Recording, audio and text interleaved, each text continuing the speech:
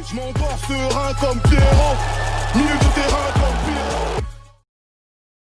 Yo les mecs, j'espère que vous allez bien. On va se retrouver aujourd'hui pour une vidéo qui sort de l'ordinaire. On va faire un petit point de fin de saison. Bienvenue en tout cas sur cette nouvelle chaîne pour ceux qui me suivent depuis FIFA. Voilà, je vais continuer le FIFA sur l'autre chaîne. La chaîne sera en description pour ceux qui ne me connaissent pas sur FIFA. Bon voilà, la fin de saison approche et aujourd'hui j'avais envie de faire un petit bilan avec vous de qu'est-ce qu'on peut en tirer de toute cette saison. Quels sont les vrais clubs qui se sont révélés cette saison qu'on n'attendait pas à ce niveau-là. Petite précision juste pour vous dire que ce sont les clubs qu'on n'attendait pas forcément dans le top de chaque classement. Voilà, c'est des révélations, hein. Ce ne sont pas des clubs qui ont fait une bonne saison. On ne parlera pas du PSG, de l'Atalanta, tout ça. Voilà, on va pas parler de ça. On va vraiment parler de petits clubs qui se sont révélés au grand public cette saison, que quasiment personne connaissait la saison dernière et qui cette saison ont ébloui dans leur championnat. On va partir en Italie pour ce premier club et vous vous en doutez sûrement, c'est l'Hellas Vérone les gars. L'Hellas Vérone qui la saison dernière avait terminé 5e de série B. Donc voilà, ils étaient en 2e division. Ils ont réussi à remonter la pente en Serie A cette saison 5e. Ça veut dire qu'ils étaient vraiment les derniers des barrages. Ils ont dû jouer face à la dernière équipe de Serie A pour venir se qualifier. Donc voilà, c'était vraiment une mission compliquée. On s'attendait tous à ce qu'ils jouent le maintien. Et finalement, ils ont réussi à accrocher une 9e place, vraiment pas loin de la place en Europa League. Ils ont longuement lutté pour cette place en Europa League qui maintenant, du coup, semble terminée vu qu'il reste plus que 2 ou 3 matchs de Serie A cette saison. Mais voilà, l'Hellas Vérone qui était à un poil de accrocher l'Europa League si Naples, Milan, Rome, etc. ne s'étaient pas réveillés en fin de saison. Donc voilà, vraiment beaucoup d'exploits pour l'Hellas Vérone cette saison. Ils ont quand même réussi à accrocher un nul à l'Atalanta, un nul à l'AC Milan. Ils ont réussi à battre la Juve et ça, c'est pas donné à tout le monde, les gars. Il y a que 6 équipes qui ont battu la Juve cette saison, dont l'Udinese cette semaine, tout simplement. Voilà, victoire de Buzyn de l'Udinese. J'ai hésité à les mettre, mais voilà, ils étaient pas assez hauts au classement. Ils ont longuement joué le maintien, mais l'Udinese, c'est une équipe que j'aurais pu largement mettre dans ce top. Ils ont été très très bons également. Pour en revenir à l'Hellas Vérone, 4e meilleure défense de Serie A, les gars. C'est quand même assez incroyable pour une équipe qui joue le milieu de tableau, ce qui prouve vraiment qu'ils ont une défense très très solide. Du côté de l'Hellas Vérone, il n'y a pas vraiment d'attaquant qui s'est démarqué cette saison. C'est surtout les milieux de terrain qui ont fait un très très gros travail. Je pense notamment à Matteo Pessina, qui a globalement joué numéro 8 cette saison, qui a également dépanné en numéro 10. C'est quand même 7 buts pour un numéro 8. C'est un des milieux de terrain les plus prolifiques de Serie A. Donc voilà, c'est à souligner. Dans ce registre-là, il y a également Davide Faraoni, qui a également marqué à 4 reprises. Et pas contre n'importe quelle équipe, hein. Il a quand même inscrit un but face à la Fiorentina, face au Milan ou encore face à l'AS Roma. Donc voilà, c'est très très solide. Pour combler le budget, il leur fallait un vrai capitaine, une vraie âme d'équipe. Et c'est le Portugais Miguel Veloso, les gars, qui à ses 34 ans est un vrai leader de vestiaire. Miguel Veloso, très très bon. Il a inscrit également beaucoup de buts et quelques passes décisives. Voilà, c'est vraiment un vrai numéro 6, un vrai rock. L'homme idéal pour diriger un projet d'une équipe qui vient de Série B. Voilà, donc pour vraiment combler cette saison de l'Hellas Vérone, pour moi, c'est une très très belle révélation.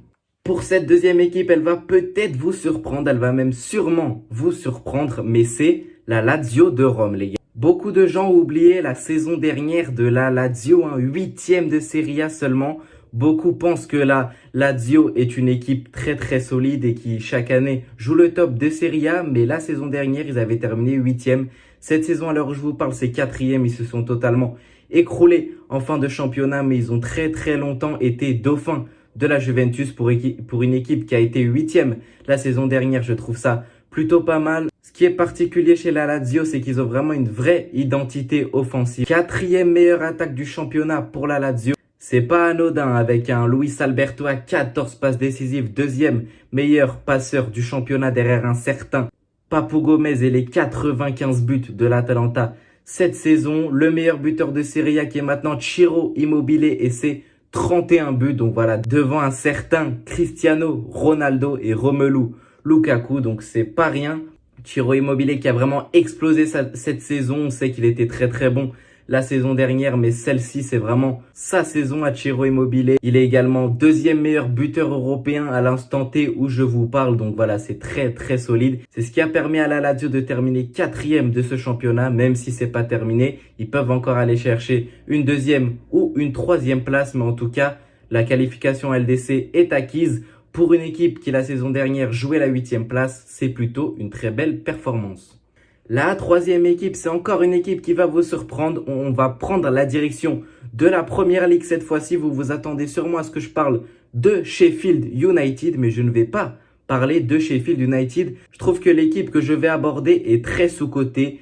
Peu de gens parlent de cette équipe, mais c'est vraiment une très très bonne équipe. Voilà, énormément de monde parle de Sheffield United. On a vu Willow en parler en début de saison. Je citerai pas les autres également, mais vraiment énormément de joueurs. C'est vrai que j'aurais pu mettre Sheffield dans ce top qui était récemment promu et qui sont actuellement 8e. Voilà, j'ai vraiment hésité, mais je voulais un peu sortir du lot et j'ai décidé de mettre Burnley. Burnley 15e la saison dernière en Première Ligue. Cette saison, ils atterrissent à une 9e place. Ils ont été très très longtemps à la lutte pour l'Europa League. Ils ont un peu craqué en fin de saison avec le retour d'Arsenal en force, le retour de Tottenham, les Wolves également. C'est très très compliqué d'aller accrocher cette Europa League, surtout dans le plus grand championnat du monde. Donc voilà, une très très bonne mention honorable pour Burnley. Félicitations pour leur saison. Ils peuvent encore accrocher la 8e place à Sheffield. Donc voilà, très très belle saison. Donc voilà, pour moi, ils méritaient d'être dans ce top. Pour cette 4e équipe, les gars, on va tout simplement partir dans notre championnat national, la Ligue 1, malgré que la saison ne soit pas terminée avec le coronavirus. On a eu quand même de très très belles révélations et je pense que le meilleur exemple de cette saison reste le Stade Rennais. Mais Rennes, la saison dernière, c'est seulement une 10e place, voilà. Même s'ils ont fait l'Europa League cette saison, d'ailleurs, j'ai pas tout compris. Je vous avoue que même moi, j'ai pas tout compris pourquoi ils ont fait l'Europa League, mais voilà. Ça peut en choquer plus d'un. Ils ont terminé 10e la saison dernière de Ligue 1 et cette saison, ils ont terminé à une honorable 3e place malgré que la saison ne soit pas terminée avec une vraie identité d'équipe. Et c'est surtout la seconde meilleure défense du championnat derrière un certain PSG. Donc pour ça, c'est pas anodin, une très très bonne défense. Très très belle révélation du championnat pour ma part en tout cas. Pour ce 5e et dernier club, on va partir en Allemagne. Vous vous en doutez sûrement pour celui-ci, c'est Fribourg. Fribourg qui a été très longtemps à la lutte pour l'Europa League, qui s'est un peu écroulé en fin de saison. On a vu également le bon retour du Bayern Leverkusen, le bon retour de Gladbach, etc. Donc voilà, Fribourg qui avait pas vraiment le choix de céder sa place. Wolfsburg également que j'oublie. Mais voilà, Fribourg c'était 13e la saison dernière. Ils ont quand même pris 5 places. Ils ont terminé à la 8e place. Je pense qu'ils auraient pu aller accrocher cette Europa League. On sait très bien que c'est une équipe qui a pas énormément de profondeur de banc, contrairement aux grosses équipes qui sont Gladbach, Leverkusen, Wolfsburg qui sont installés dans cette Bundesliga depuis des années et des années. 8e place cette saison, c'est très solide. Ils ont quand même réussi à battre Gladbach et Leipzig. C'est quand même deux des tops équipes de Bundesliga. C'est pas anodin, ça reflète bien leur saison. Réelle bête noire de Leipzig cette saison avec une victoire et un match nul sur leurs 2 confrontations. Ce n'est absolument pas anodin du côté de Fribourg.